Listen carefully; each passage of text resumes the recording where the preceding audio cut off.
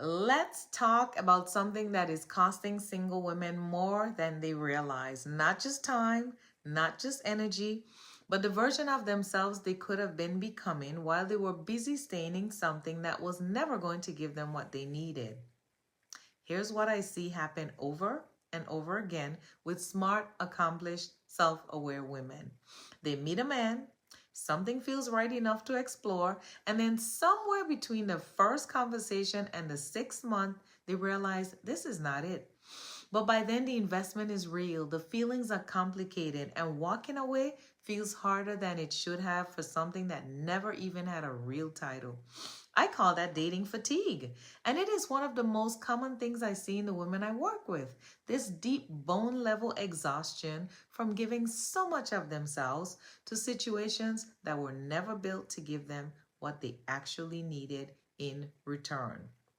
So today, I am going to help you stop that from happening because knowing when to walk away early before the emotional investment goes so deep that leaving feels like losing, it is one of the most powerful and self-respecting skills a woman who's dating can develop. Now, there are three clear signs that it's time to stop investing in him. Hey there, I'm Avarel Smith, a certified dating and relationship coach. Oh, welcome back to my channel. So before we get into these signs, I want to say something important. This is not about being cold or cutting people off at the first sign of imperfection. It is about protecting your most valuable and non-renewable resources, your time, your emotional availability, and your energy.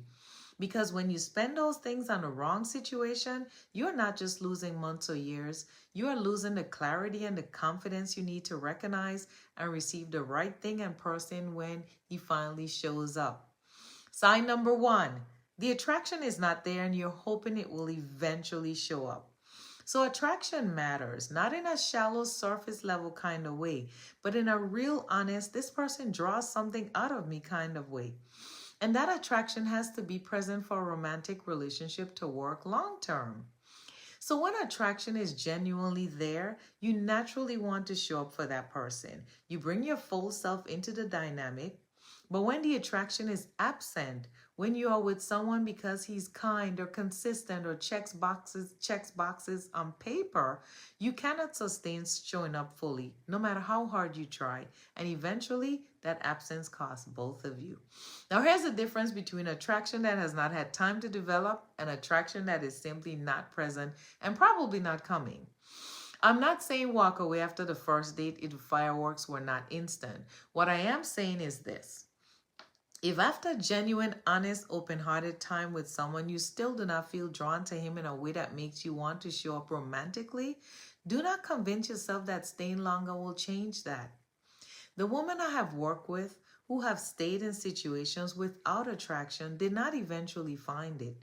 They found themselves a year, sometimes years deep in something they could have fully leave, not because they loved him, but because they had invested so much that leaving felt like admitting they had wasted everything they put in. That is not love. That is the cost of wearing love's clothing. So be honest with yourself early. It is the kindest thing you can do for him and for you. Sign number two, you are staying out of guilt or obligation instead of genuine desire. So you are not staying because you want to be there. You are staying because leaving feels wrong. And guilt has become the foundation of what you have been calling a connection.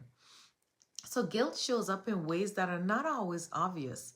Sometimes it's about him. He's a good man who has done nothing wrong and you cannot explain why it's just not there. That absence of a clear reason makes walking away feel cruel. So sometimes the guilt is not even about him. It is about the family member who loves him, the friend who introduced you, the community watching and quietly hoping he is the one. Here's what I know about guilt as a foundation. It cannot hold, not long term, because every day you stay out of obligation instead of desire, you are building something on a foundation that was never solid. And the longer you stay, the harder it becomes to leave. Not because the situation gets better, but because your investment deepens and walking away starts to feel like failure. I have worked with women who stayed in situations driven entirely by guilt for years before they finally allowed themselves to leave. And without exception, every single one of them said the same thing. I knew much earlier than I was willing to admit.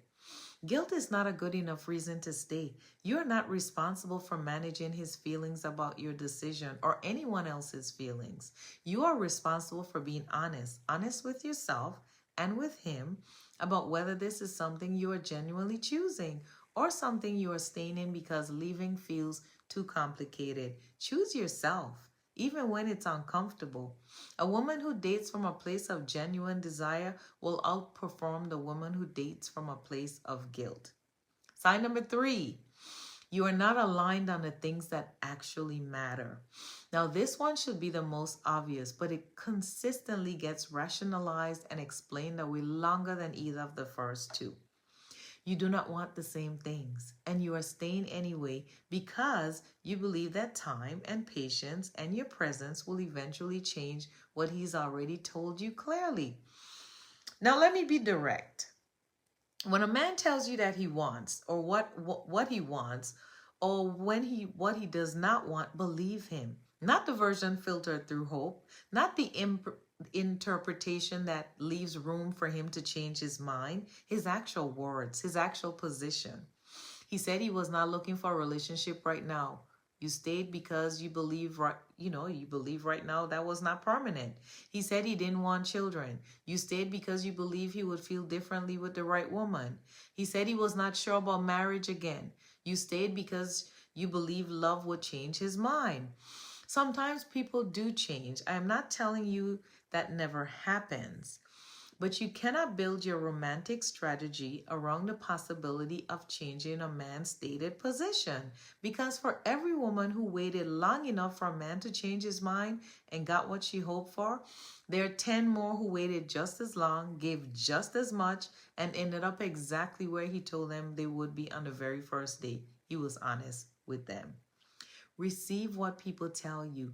Date people for who they actually are, not for who you believe they could become with enough time, patience, and love from a woman like you.